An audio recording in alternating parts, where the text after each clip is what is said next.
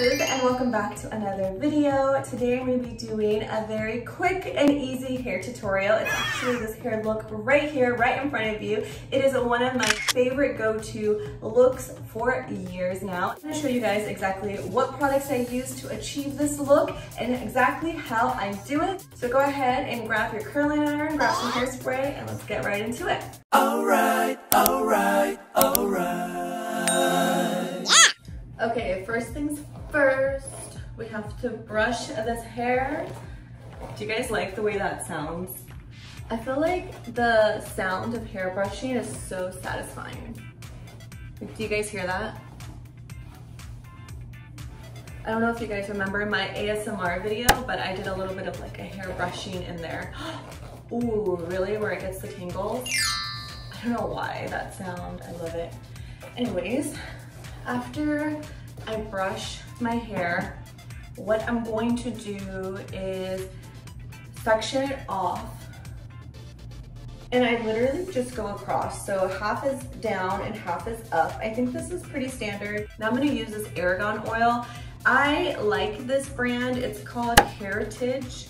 I actually got this from Walmart. It is by Mindy McKnight. It's pretty good. I wouldn't say it's my favorite, but I do enjoy it. I don't know if that makes sense. Like, I don't know if you guys have products that you enjoy, but they're not your favorite. That's this product. Definitely enjoy it, but it's not like my top tier.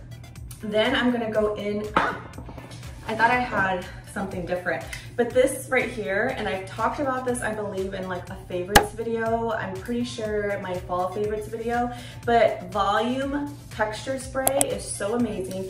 It gives you just so much body to your hair. When I did my recent photo shoot for my friend Cassie, I have some pictures right here, but I used a lot of volume spray and powder to really give me that like whenever I was doing that shoot.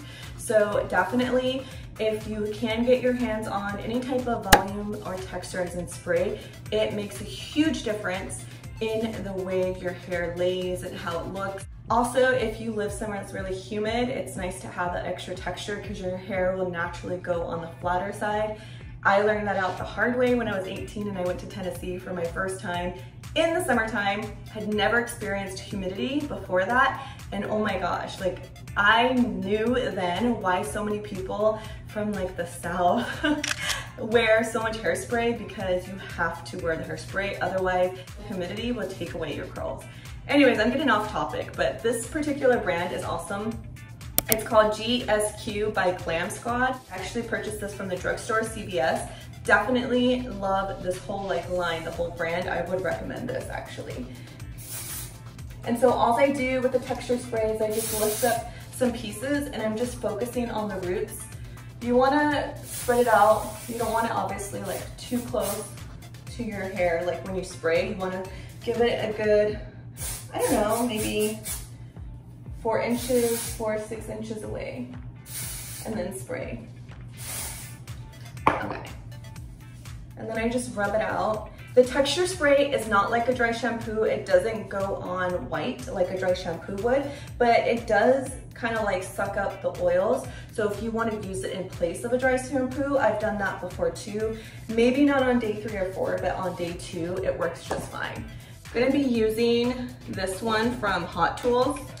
It's also pink. If you guys couldn't tell by now, pink is my very favorite color.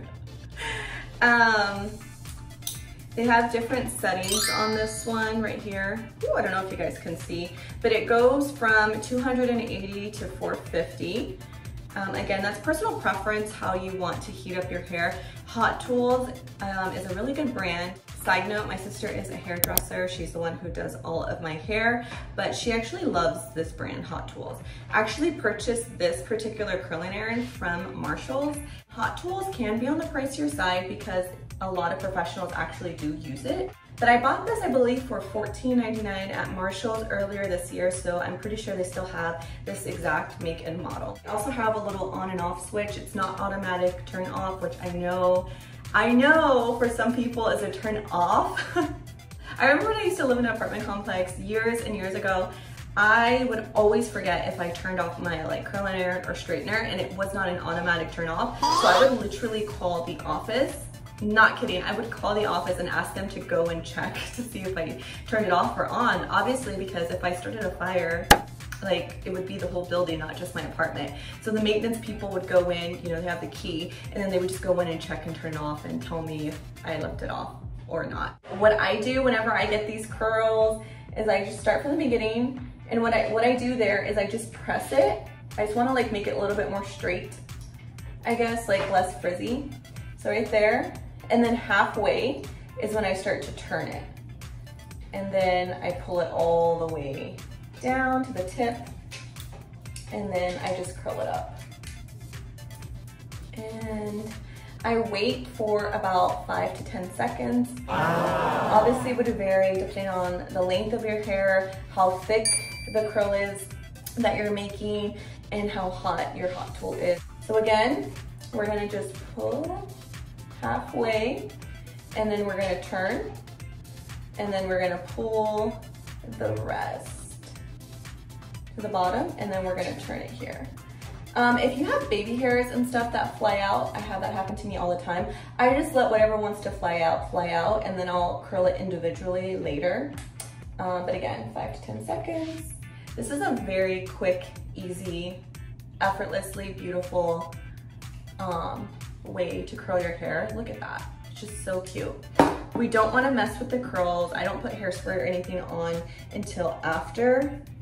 I don't always use hairspray too, by the way. It's really rare that I use hairspray, but I'll usually like let the curls stay with the heat.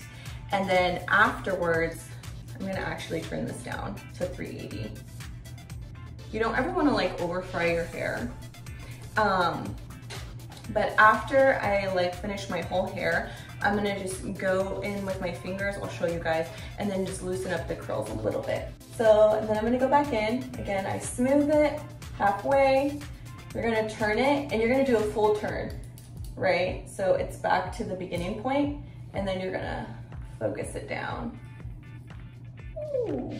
It's key that you want to have your hair combed out before this, because when you try to pull it down, if you have any knots in your hair or any tangles, it's gonna like pull on your hair, yank on it, and most likely rip out that piece of hair. I know it sounds traumatic, but that's because it is. Like, who wants hair to pull out?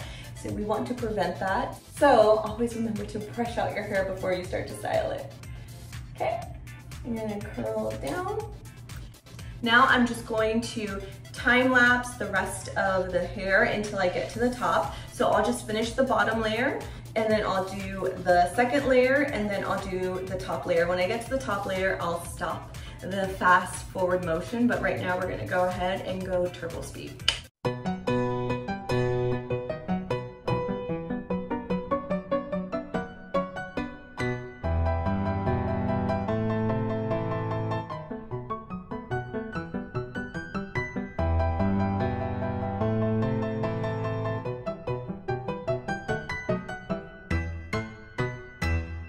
Okay, so now we are on our last layer. This is what it looks like. I'm gonna do a 360. This is what the back looks like. Ooh. I have this up. I'll just do the texture spray right here. I get all that beautiful texture. Now I'm gonna go in and do my serum. Again, I'm focusing on the ends of the hair. And then, I don't know if I want to do it a parted way or if I wanted to do it a side part. I think I'm gonna part it. I was inspired by that Kylie Jenner photo. It's so iconic, and she has a side part, and I think that side parts are so beautiful with curly hair. I think it just adds to the bounce and the fullness. And actually on my photo shoot, I had a side part because it really does just give it that extra oomph, that extra like supermodel from the 90s vibe. So what I did, and I'm gonna let this lay first, is I just took like the, I guess, part of the bang. So basically I just took like this first little triangle, so the middle part triangle, and I just focused it on what center I want to part it, which would be this side. and I curled it in that direction, and then I'll curl everything else normally. And then afterwards, whenever I brush through with my fingers, you guys will be able to see all the beautiful curls and how this curl lays just so beautifully. Ooh, so pretty. You can hear the cord of the curler like bouncing against the cabinet. Oh. Again, I'm just picking and grabbing. At this time too, I would see any like loose hairs. So like any hairs that happen to have fallen out of the curling iron that might be just like a random loose piece, I would curl them at this time too. Any curls that I'm not fully digging, so like this piece right here, I will probably re-curl this, and that's okay. See? Okay, so I'm almost done with this side. Woo! I wanted to do this part.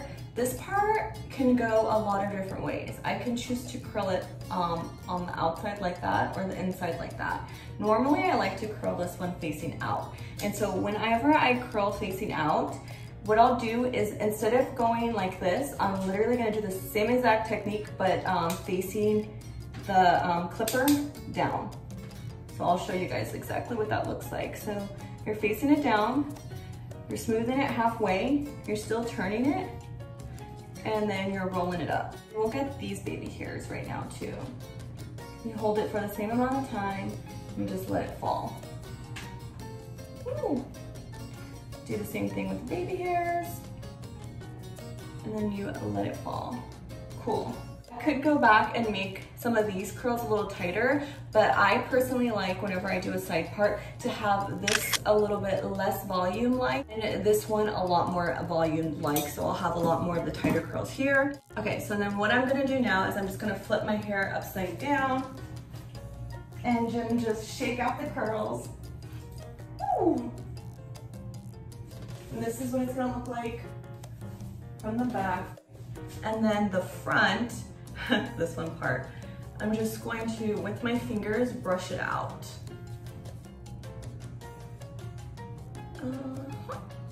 Sometimes it'll do that because it's so used to one particular way. So if it does that, what I'll do is I'll put hairspray on my hand and then just rip it through like this. I'll show you guys exactly what that looks like. I don't feel like I need it, it's gonna stay like this now, but if you wanted to have that extra security, you could literally just spray a little bit of hairspray on the hands, rub it together, and then just press it down like this, and it's just going to help. Again, when you do it like this, it's not gonna have those clumps. You can actually do that for the flyaways as well. But do you guys like see the volume?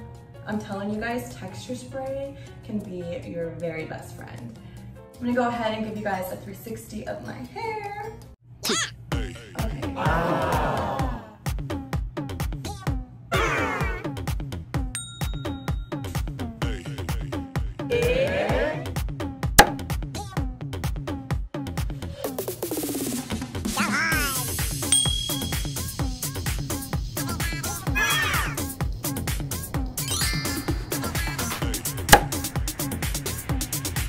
And that is it for today's video. I hope you enjoyed this hair tutorial on one of my favorite go-to looks. It's a very big bombshell-like, and I absolutely love it. If you haven't already, go ahead and show your girl some love by hitting that subscribe button. I would love to have you as a part of the Goddess family. I love you guys. Stay blessed. Until next time.